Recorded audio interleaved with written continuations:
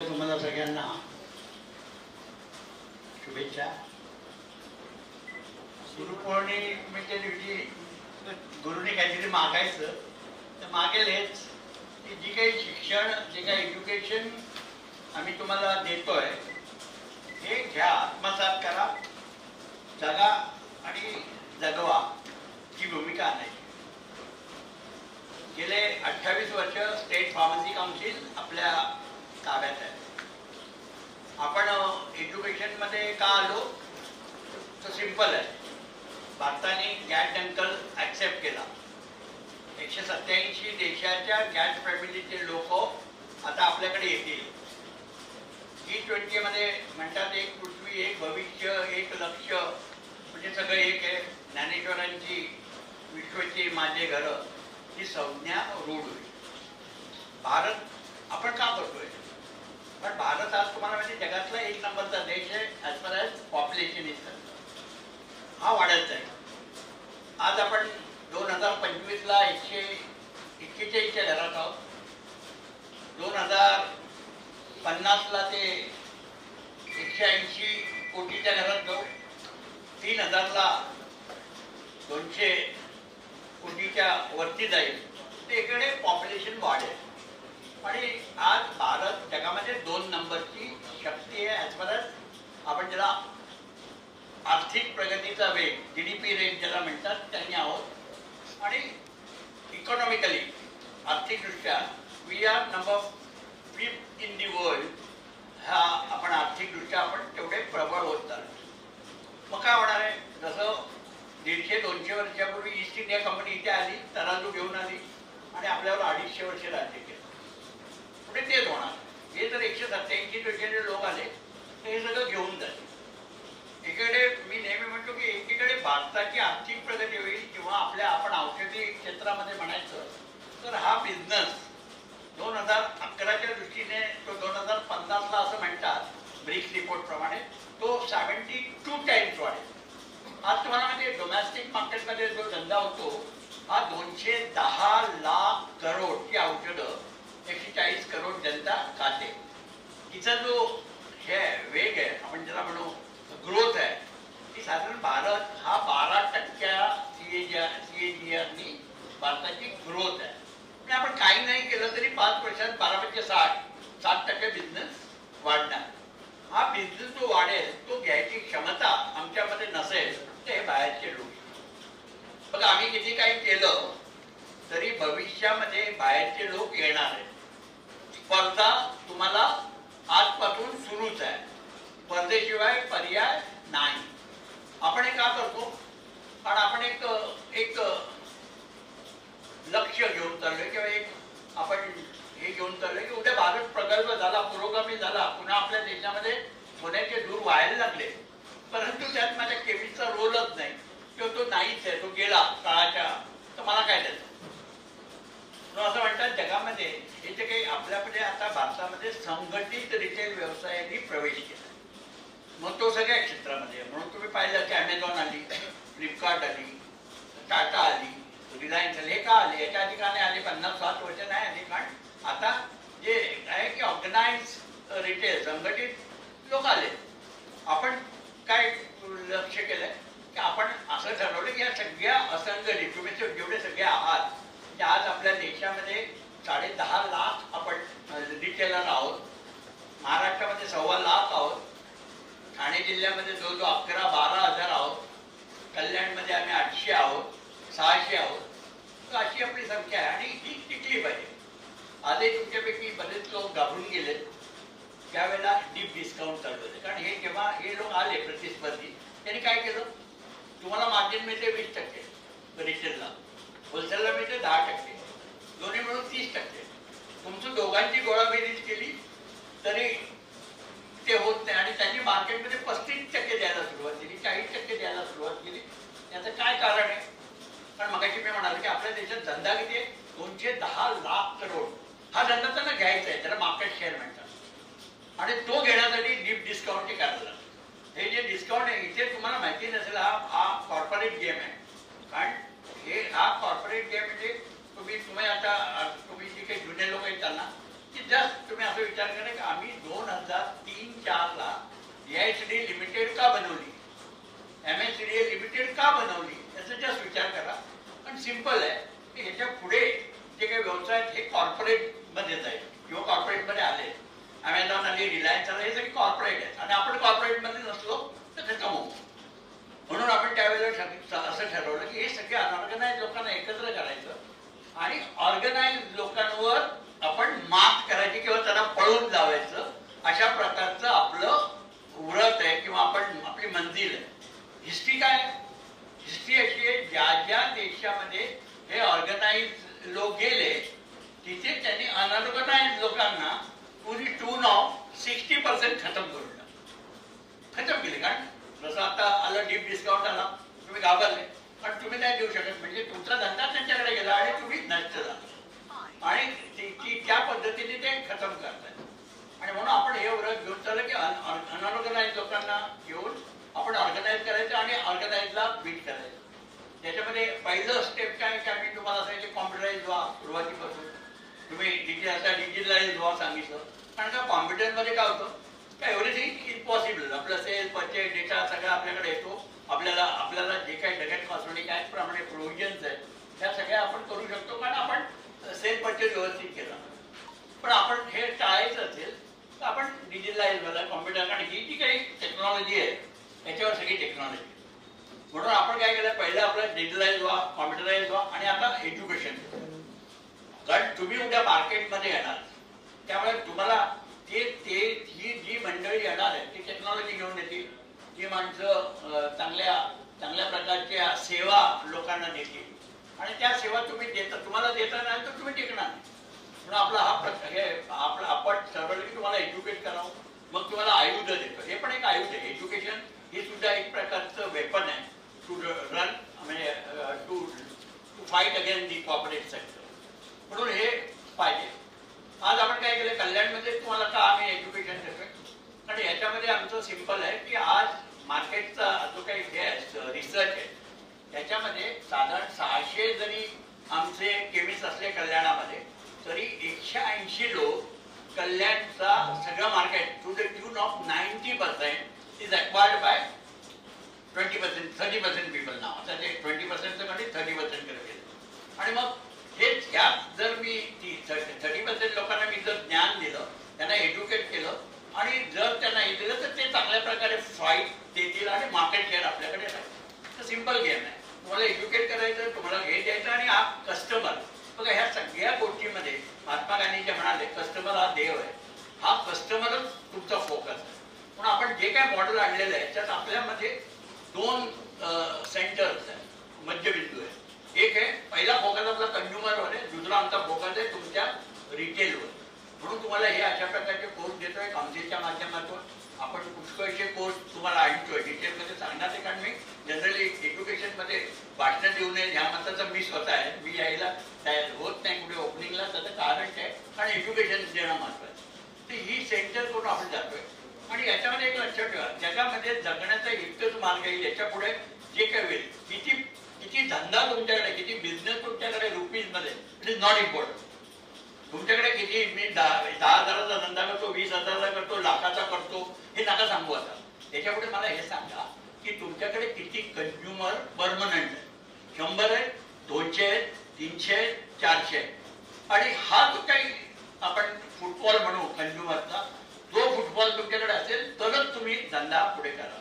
आणि हे करण्यासाठी काय करायला लागेल की तुम्ही आणि कंझ्युमर, तुम्ही आणि रुग्ण याच्यामध्ये कम्युनिकेशन, संवाद, काउन्सिलिंग होणं गरजेचं आहे. मेडिकल सायन्स एव्हरी डे ही चेंज. आम्ही तुम्हाला माहिती आहे आम्ही याचा जिनोमिक घेऊन येतो. जिनोमिक काय तुमच्या दुकानातून आम्ही काढणार आहे की कस्टमरला त्याचा जीनचा जो काही ग्राफ आहे तो सुद्धा चेक केला जाईल.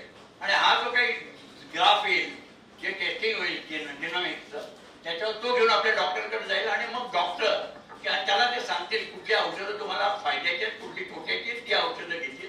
इतक्या प्रकारचे. कारण हा जो काही कंझ्युमर आहे, हा कंझ्युमर हा फार हुशार आहे. हा टेक्नॉलॉजीला ऑप्ट असेल. तुम्ही नाही त्याला सांगितलं तर हा तुम्हाला शिकवेल की बघ हे असं असेल. आणि मग हा तुमच्याकडे येणार नाही, तो तिकडे जाईल. म्हणून हा आपल्याकडे राहण्यासाठी या सगळ्या गोष्टी करायच्या. आणि एक लक्षात ठेवा, याच्या पुढे कंझ्युमर पेशंट हाच फोकस तुमचा राहिला पाहिजे. आणि जेवढं तुम्ही त्याच्याशी बोलाल, जेवढा तुमच्याकडे फुटबॉल पडेल, तेवढा तुम्ही धंदा करू शकाल. आणि मग त्यासाठी सगळं करायला लागेल. कल्याणमध्ये मी एक प्रयोग करतोय. साधारण 2000 स्क्वेअर फीट अप्रॉक्सिमेटली एक आपण जागा घेतोय, जागा घेतली आहे. याच्यामध्ये 8 ते 9 रिटेलरला एकत्र करून आपण एक LLP बनवतोय. आणि याच्यामध्ये फर्स्ट टाइम, कारण हा प्रयोग मला स्वतःला करायचा म्हणून मी कल्याणमध्ये घेतलाय, की याच्यामध्ये खऱ्या अर्थाने diabetic pharmacy, heart pharmacy, genetic, जेवढे क्रॉनिक डिसीज आहेत या सुद्धा फार्मसीज आपण आणतोय. त्याच्यामध्ये केवळ औषध आपण देणार नाही, औषध व्यतिरिक्त आहार विहार सगळ्या गोष्टी आपण त्याला देणार. कारण ह्या सगळ्या गोष्टींना पुढचं 2050 मध्ये तुम्ही जाल तेव्हा हे मॉडेल तुम्हाला रस्त्यावरती दिसतील, की डायबिटिक फार्मसी, हार्ट फार्मसी, किडनीच्या फार्मसी हे दिसतील. आणि त्यावेळेला आपल्याला याच्यामध्ये, आणि तुम्हाला पुन्हा एकदा सांगेल, धंदा पुष्कळ आहे. कारण मी नेहमी हसत हसत कधी कधी लोकांना सांगतो, अरे तुझा कस्टमर प्रत्येक सेकंदाला जन्मतोय आणि तो तुला 9 महिने 9 दिवस आधीपासून तुला बिझनेस देतोय. तर तुला कस्टमरची काही प्रॉब्लेम नाही. Your customer is been created every second. आणि हा कस्टमर त्यामुळे धंद्याची पडले. आणि उद्या आज हिंदुस्थान, आपल्या देशामध्ये आरोग्याच्या बाबतीमध्ये जेवढी जागरूकता पाहिजे ती नाही आहे. आणि ही जर अवेअरनेस आपण या एज्युकेटेड लोकांना केली अबाउट डिसीज मॅनेजमेंट, तरी तुम्ही you can create the business. तेव्हा आपल्याला आपण आपला आज रिटेलर तुम्ही रस्त्यावर होती म्हणणार, अरे तो डॉक्टरला त्याची चिठ्ठी मी जगेन, ह्याच्यावरती मर्यादित राहू नका. तुम्ही सुद्धा ऍज अ फार्मसिस्ट आपण कसं हेल्थ जनरेशन करून, हेल्थ लोकांना जागरूक करून कसं तुम्ही तुमचा बिझनेस कसा वाढाल ते तुम्हाला बघायचं आहे. मग याच्यामध्ये ॲलोपॅथी असेल, ॲलोपॅथी असेल, आयुर्वेद असेल, युनानी असेल, सध्या असेल, होमिओ असेल, सगळ्या गोष्टी तुम्ही शिकून करायला पाहिजे. OTC प्रॉडक्ट मध्ये लक्षात घ्या, आम्ही ऑस्ट्रेलियाला गेलो आणि ऑस्ट्रेलियामध्ये काय शिकलो, ऑस्ट्रेलियामध्ये आम्ही हे बघितलं 20% मेडिसिन आणि 80% OTC हे मॉडेल आहे ऑस्ट्रेलियाचं. त्याच्यामध्ये 20%ला फार स्टिक येते, तेव्हा very stick in the dispense of medicine, म्हणजे औषधाच्या बाबतीमध्ये ते काय जे पाळायचे देते. पण 80% OTC. आपण सुद्धा काय केलं, आता तुम्ही जे काही M+M मॉडेल आमचं पाहिलं असेल, आपण रिटेलमध्ये एक मॉडेल आणले MSCDL लिमिटेड, ते आहे M+M. दॅट इज नॉट मेडिसिनचा आम्ही विकू, पण त्याच्याबरोबर M, दुसरा M आहे अजून काय, value added service, medicine plus मोर म्हणतो. मोर मध्ये पुष्कळ मोठं त्याला आहे की सगळं anything more which is required by consumer, आणि त्याचा हा भाग आहे. त्यामुळे ह्या सगळ्या गोष्टी आपण त्याच्यामध्ये तुम्हाला देतोय. आणि ही रिटेल चेन, कारण उद्या काय होईल की जगामध्ये जसं चाललंय त्या भारतामध्ये हे रिटेलर जेवढे आहेत 12.5 लाख आहे, हे टिकणार नाही. हे 40% होलसेलर आहे, हे आज आपल्याकडे 1.5-2 लाख आहेत, पण हे सुद्धा कमी होते. पण आपण कन्सोलिडेशन चालू केलंय. याच्यापुढे आपल्याला एकत्र यावं लागेल, आपल्याला कॉर्पोरेट फॉर्म मध्ये यावं. LLPचा अर्थ काय, लिमिटेड लायबिलिटी पार्टनरशिप, तर ही आणली आहे. आपण सुद्धा कॉर्पोरेट मध्ये आलो, पण कॉर्पोरेटला कॉर्पोरेटने उत्तर द्यायचं असतं म्हणून, आणि ते जग आहे. पुढे हिंदुस्थान, जसं भारत मी म्हटलं की आता 100% लिटरेट झालं. दुसरी गोष्ट, ग्रामीण भागात जरी तुम्ही गेलात तर इंटरनॅशनल स्कूल झाले. आणि ही जी काही मुलं आहेत ही फुल्ली ऑटोमॅट असतील किंवा फुल्ली टेक्नॉलॉजीला ऑप्ट असतील, आणि यांना काय पाहिजे ते तुम्ही द्यायसाठी तुम्हाला द्यायचं. म्हणून बघा, आपल्याकडे पुष्कळची बॅग औषधाच्या आपल्या धंद्याची पडलेली आहे. असे त्यातून, त्या खजिन्यातून किती तुम्ही लुटाल हे तुमच्यावर आहे. आणि हे लुटण्याचं काम तुम्हाला पेशंट काउन्सिलिंगच्या माध्यमातूनच होईल, आणि ते देण्याचं काम काउन्सिल करते. 16 मॉडेल आपण आणतोय. त्याच्यामध्ये मी सागरलाही सांगितलं, अरे मला कल्याणमध्ये 180 मुलं दे, 45 चोक म्हणजे 45-90 4 बॅच दे. म्हणजे मला मी 20% लोकांना जर शहाणं केलं तर मला वाटतं 80% जी काही 100% शहाणे होतील. आणि मी, माझं ध्येय सिंपल आहे की जी मुलं, जी रिटेलर माझ्या, ज्यांना बिझनेसची पडले, ज्यांना बिझनेस पाहिजे आणि जे डेडिकेटेड आपल्या रिटेलमध्ये काम करा, अशा मुलांना ट्रेन करा. एकतर त्यांना ट्रेन केलं तर बाकी, कारण बाकीचे इतर खाली गप्पा मारतात, काहीतरी करतात, बापाकडे पैसा आहे म्हणून त्यांना हे दिलेलं आहे, किंवा काहीतरी नोकरी नाही म्हणून दुकान उघडतात, आणि ती मुलं स्पर्धेमध्ये टिकत नाही जातात, आणि बाकीच्या गप्पा आपण व्हॉट्सअपवर बघतो. त्या विसरून जा. तुम्ही मला 180 लोकांनी सिन्सिअर काम करा, 16 मॉडेल येतील. आज जे काही आपण तुम्हाला देतोय त्याच्यामुळे सिंपल. पण मॅनेजमेंट हा महत्वाचा हे आहे. कारण आज आम्ही एक सॉफ्टवेअर आहे ठाण्यामध्ये आमच्या सह्याद्री मेडिकलमध्ये आहे, ते सुद्धा आम्ही देऊ की एक स्ट्रीप जेव्हा तुम्ही विकाल तेव्हा तुमच्या गल्ल्यामध्ये किती नेट पैसे आले हे तुम्हाला समजलं पाहिजे आणि तुम्हाला काय करावं हे तुम्हाला समजेल. आणि इतर गोष्टी आता काही ठिकाणी आम्ही साताऱ्यामध्ये हा एक प्रयोग केलाय की 0% एक्सपायरी कशी आणता येईल रिटेलमध्ये, त्याच्यासाठी पण आपण प्रयत्न करू. पण ह्या एक्सपायरीमध्ये काय होतंय की आपण लॉसला आहे. रिटेलरला वाटतं आपल्याला मला 1 रुपयाला 1 रुपया मिळतो, परंतु जे काही 2 वर्ष आपण त्या फर्निचर आपल्या फर्निचरमध्ये ते ठेवलंय त्याचा 1 स्क्वेअर इंच किती ओव्हरहेड झाले हे तुम्ही त्याचा विचार करा. आपण त्याला किती वेळा साफ केलं, किती वेळा हे केलंय, आपण त्या ओव्हरहेडमध्ये खतम करतो. आम्ही पैसे तिथे इन्व्हेस्ट केले, त्याचं व्याज किती झालं. तर ह्या ज्या काही गोष्टी ह्या लॉस मेकिंग आहेत. म्हणून आपल्याला या मॅनेजमेंटची गरज आहे. यामध्ये आपण तुम्हाला फायनान्स मॅनेजमेंट बी शिकवतोय, तुम्हाला HR पण शिकवतोय, याच्यापुढे तुम्हाला सॉफ्ट स्किल हार्ड स्किल पण शिकवतो. की एखादी आता माधुरी सुद्धा म्हातारी झाली, पण एखादी तरुण 19 वर्षाची माधुरी दीक्षित तुमच्या दुकानात आली तर खास करून जेंट्स फार्मसीच्या बाबतीमध्ये की तुमची आयब्रो लाईन कशी असली पाहिजे, तुमची बॉडी लाईन कशी असली पाहिजे, तुम्ही त्यांच्याकडे बोलण्याची हे कशी असली पाहिजे, दिस ऑल्सो विल काउंट. आणि हे HR सॉफ्ट स्किल सुद्धा आम्ही तुम्हाला शिकवतो. इतकं डीप आपण त्याला even eyebrow level of customer तुमची पेक्षा आमच्या फार्मसीची कशी असली पाहिजे तिथपर्यंत आपण त्याला हाय HR देण्याचा आपला प्रयत्न आहे. जेणेकरून कुणाला दिदी म्हणायचं आणि कुणाला बहिणजी म्हणायचं हे तुम्हाला कळलं पाहिजे. नंतर सगळ्यांनाच दिदी म्हणाल तर कदाचित तुम्हाला ती दिदी रुसून तुमच्याकडे जाईल. त्यामुळे ह्या ज्या काही सुंदर्या तुमच्या दुकानात येतील त्यांना सुद्धा तसं मेंटेन करा. आणि फार मोठा काम आहे. म्हणजे मला वाटतं फार्मसीमध्ये we can create lot of thing.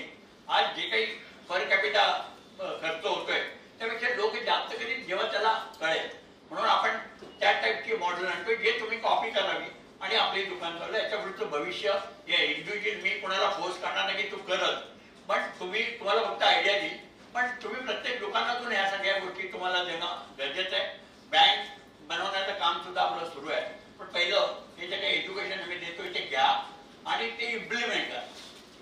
मी उद्याच्या 26 तारखेला आमची किती तारखेला 26ला आम्ही आताच अतुल आहे हे आपले स्टेट फार्मसी काउन्सिलचे अध्यक्ष आहेत.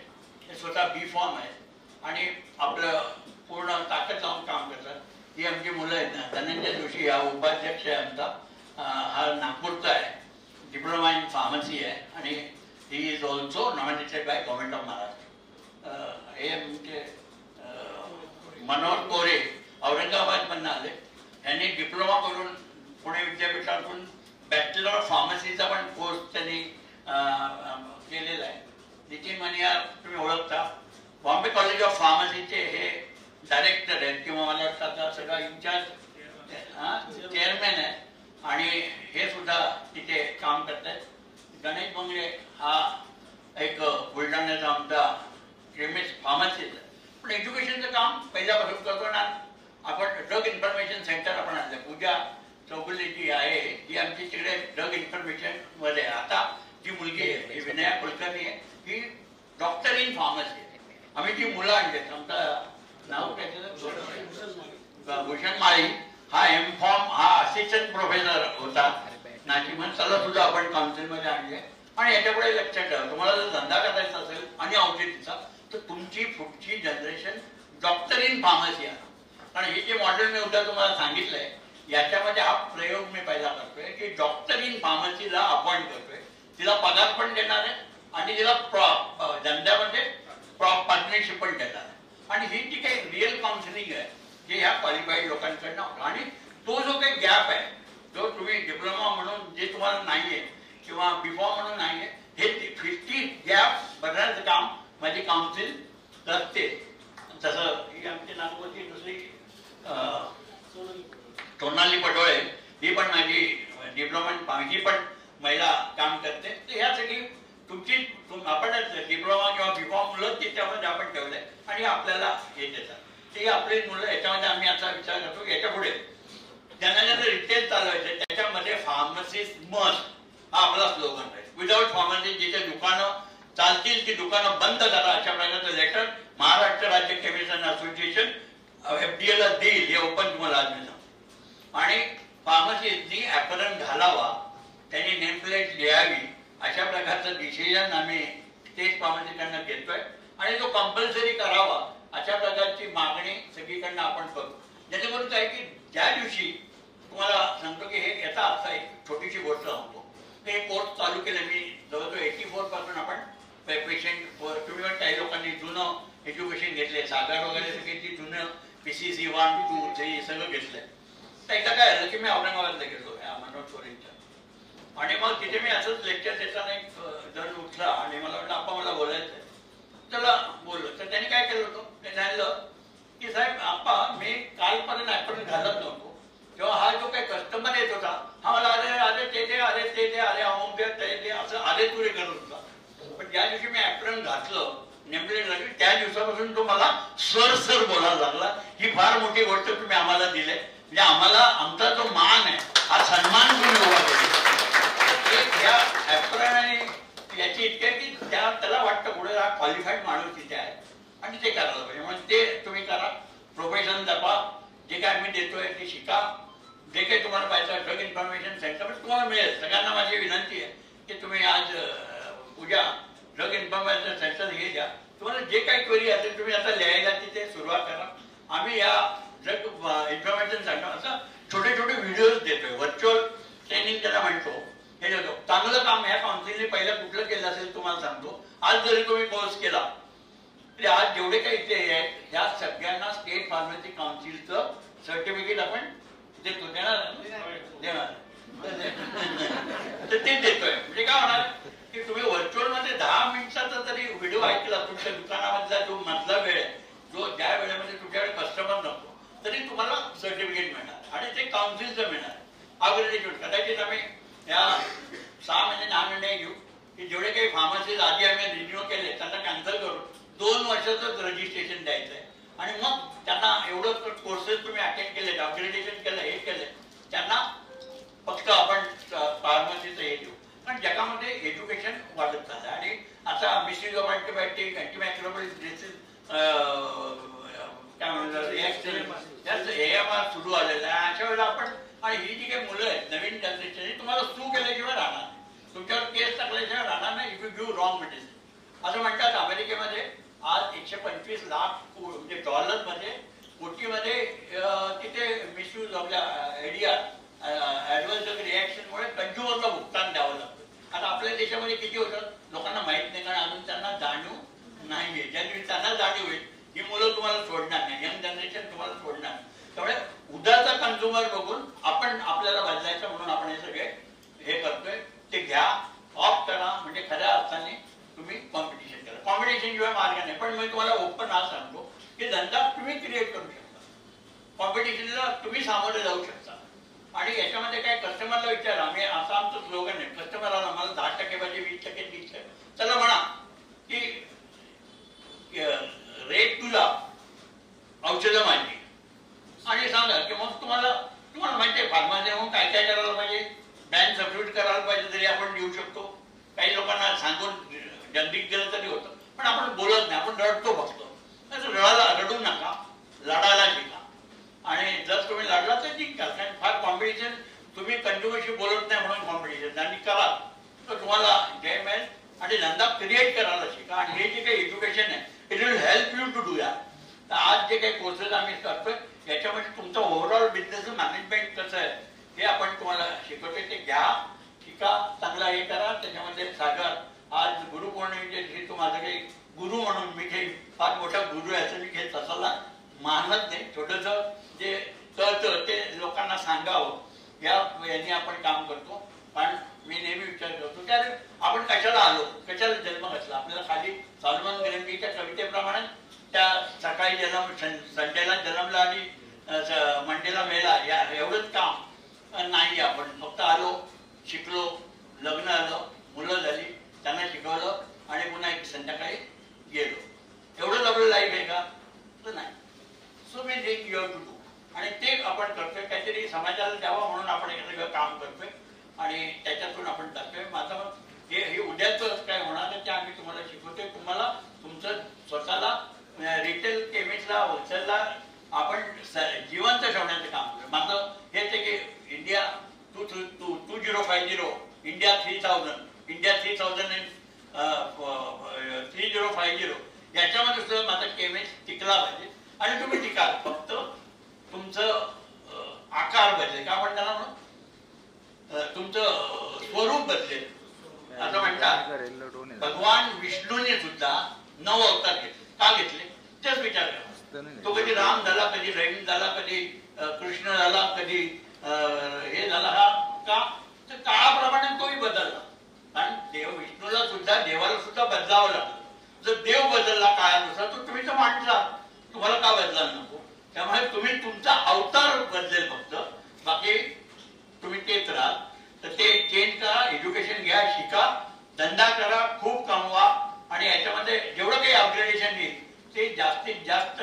माझा सिंपल फॉर्म्युला आहे, जेवढं एज्युकेट तुम्ही कंझ्युमरला कराल तेवढं तुमचा बिझनेस वाढेल. कारण त्याला जोश मॅनेजमेंट, प्रिस्क्रिप्शन कॉम्प्लायन्स हे शब्द त्याला करतील आणि ते सगळं तर तुमचा बिझनेस वाढेल. आणि हे सगळे जे काही आम्ही करतोय हे तुम्ही जिवंत राहावं, तुम्हाला कॉम्पिटिशन मध्ये सस्टेन तुम्ही राहावं म्हणून तुमच्यासाठी हे करतोय. याचा फायदा तुम्ही घ्या एवढंच सांगतो आणि पुन्हा एकदा धन्यवाद देतो. आणि माझा कल्याण केमिस्टने जो सत्कार केला, तुम्ही सगळ्यांनी मला सत्कार केला याबद्दल तुम्हाला सगळ्यांना धन्यवाद. नमस्कार.